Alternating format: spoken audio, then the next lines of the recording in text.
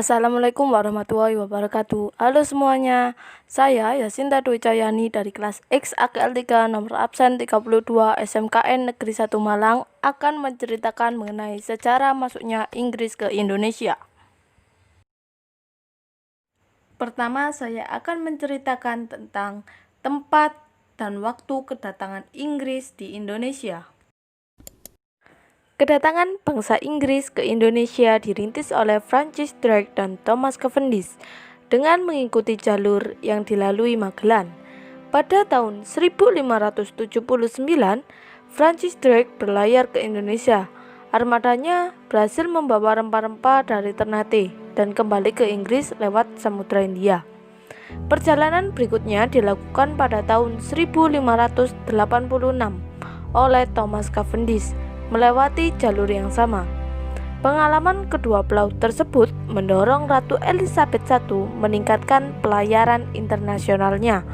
Hal ini dilakukan dalam rangka menggalakkan ekspor wol, menyaingi perdagangan Spanyol, dan mencari rempah-rempah. Ratu Elizabeth I kemudian memberi hak istimewa kepada EIC, East Indian Company, untuk mengurus perdagangan dengan Asia. EIC kemudian mengirimkan armadanya ke Indonesia. Armada EIC yang dipimpin James Lancaster berhasil melewati jalan Portugis atau lewat Afrika. Namun, mereka gagal mencapai Indonesia karena diserang Portugis dan bajak laut Melayu di Selat Malaka. Perlu diketahui juga bahwa pada awal abad ke-17, Inggris telah memiliki jajahan di India dan terus berusaha mengembangkan pengaruhnya di Asia Tenggara, khususnya di Indonesia. Kolonialisme Inggris di Hindia Belanda dimulai tahun 1604. Menurut catatan sejarah, sejak pertama kali tiba di Indonesia, tepatnya tahun 1604, EIC mendirikan kantor-kantor dagangnya. Di antaranya terdapat pada kota Ambon, Aceh, Jayakarta, Banjar, Japara, dan Makassar. Setelah mendirikan kantor-kantor dagang ini, Inggris kembali lagi ke Indonesia sekitar abad ke-18, di mana Inggris di bawah Gubernur Jenderal Lord Minto yang berkedudukan di Kalkuta membentuk ekspedisi untuk merebut daerah-daerah kekuasaan Belanda yang ada di wilayah Indonesia. Singkat cerita, pada tahun 1811, Thomas Stamford Raffles telah berhasil merebut seluruh wilayah kekuasaan Belanda yang ada di Indonesia melalui kapitulasi Tuntang.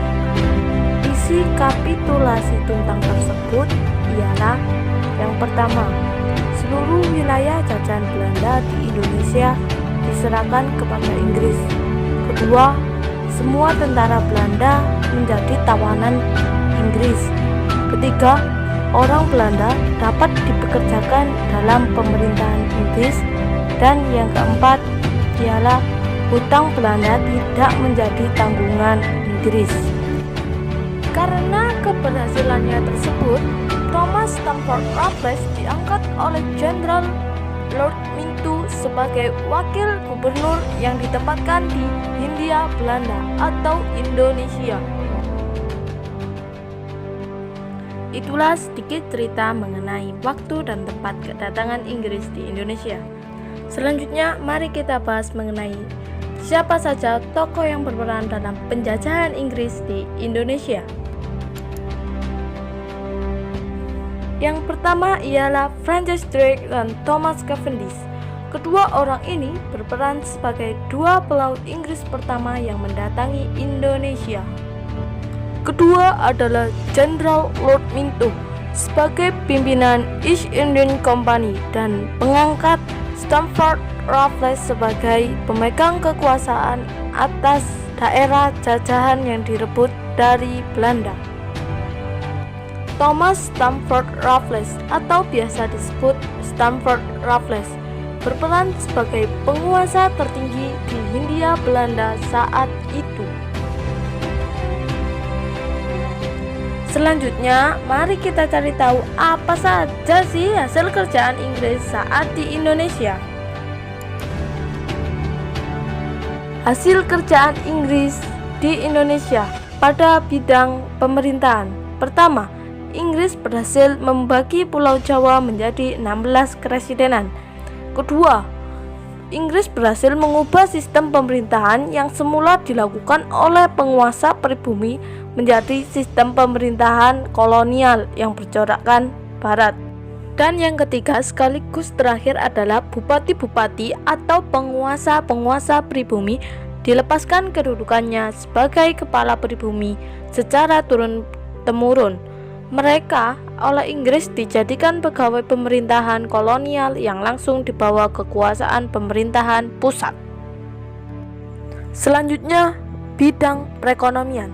Yang pertama, Inggris memberikan kebebasan kepada petani untuk menanam tanaman ekspor. Kedua, Inggris menghapus pajak hasil bumi dan sistem penyerahan wajib karena dianggap terlalu berat dan dapat mengurangi daya beli rakyat. Ketiga, Inggris menetapkan sistem sewa tanah. Dan terakhir dalam bidang perekonomian adalah perubahan sistem pemungutan pajak yang pada mulanya secara perorangan, namun karena petugas tidak cukup akhirnya dipungut per desa. Pajak dibayar kepada kolektor yang dibantu kepala desa tanpa melalui bupati. Ketiga, bidang hukum. Sistem peradilan yang diterapkan Raffles lebih baik daripada yang dilaksanakan oleh Daendels. Apabila Daendels berorientasi pada warna kulit atau ras, Raffles lebih berorientasi pada besar kecilnya kesalahan. Karena menurut Raffles, pengadilan merupakan benteng untuk memperoleh keadilan. Oleh karena itu, harus ada benteng yang sama bagi setiap warga negara. Bidang sosial. Pertama, Inggris berhasil menghapus kerja rodi atau kerja paksa. Kedua, Inggris berhasil menghapus perbudakan, walaupun dalam prakteknya Inggris melanggar undang-undangnya sendiri dengan melakukan kegiatan sejenis perbudakan. Ketiga, Inggris berhasil meniadakan pain bang, yaitu hukuman yang sangat kejam dengan melawan harimau. Kemudian bidang yang terakhir ialah bidang pendidikan. Dalam bidang pendidikan, Inggris berhasil menulis buku yang berjudul History of Java. Kedua, Inggris juga memberikan bantuan kepada John Crawford, residen Yogyakarta, untuk mengadakan penelitian. Ketiga, Inggris yang diwakilkan oleh Raffles juga aktif dalam mendukung Batavia Genootschap, sebuah perkumpulan kebudayaan dan ilmu pengetahuan. Dan yang terakhir, dalam pemerintahan Inggris ditemukan bunga bangkai yang akhirnya bunga itu dinamakan Rafflesia arnoldii. Setelah mempelajari tentang kerjaan Inggris di Indonesia saat itu, mari sekarang kita cari tahu bagaimana kondisi masyarakat pribumi pada masa itu. Kondisi masyarakat Indonesia saat pemerintahan Inggris dinilai jauh lebih baik daripada saat pemerintahan Belanda. Hal ini dikarenakan kebijakan-kebijakan Inggris yang dirasa lebih baik daripada kebijakan Belanda.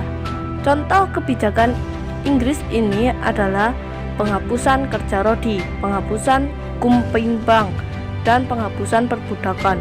Walaupun dalam praktiknya Inggris melanggar hukum undang-undangnya sendiri, yaitu dengan masih saja melakukan hal yang sejenis dengan perbudakan atau penindasan terhadap rakyat pribumi. Setelah membahas beberapa hal sebelumnya, akhirnya sekarang kita telah sampai kepada bagian akhir cerita penjajahan Inggris di Indonesia, yakni masa keruntuhannya. Runtuhnya pemerintahan Inggris atau Raffles di Nusantara ditandai dengan adanya Convention of London pada tahun 1814. Perjanjian tersebut ditandatangani oleh wakil-wakil Belanda dan Inggris yang isinya sebagai berikut. 1. Nusantara dikembalikan kepada Belanda. 2. Jajahan Belanda seperti Ceylon, Kap Koloni, Guyana tetap di tangan Inggris. ketika Cochin di pantai Malabar diambil alih oleh Inggris, sedangkan Bangka diserahkan kepada Belanda sebagai gantinya. Alasan terjadinya Convention of London ini adalah karena Inggris menganggap Indonesia tidak menguntungkan. Demikian yang dapat saya sampaikan. Terima kasih atas perhatiannya. Kurang lebihnya mohon maaf yang sebesar-besarnya. Wassalamualaikum warahmatullahi wabarakatuh.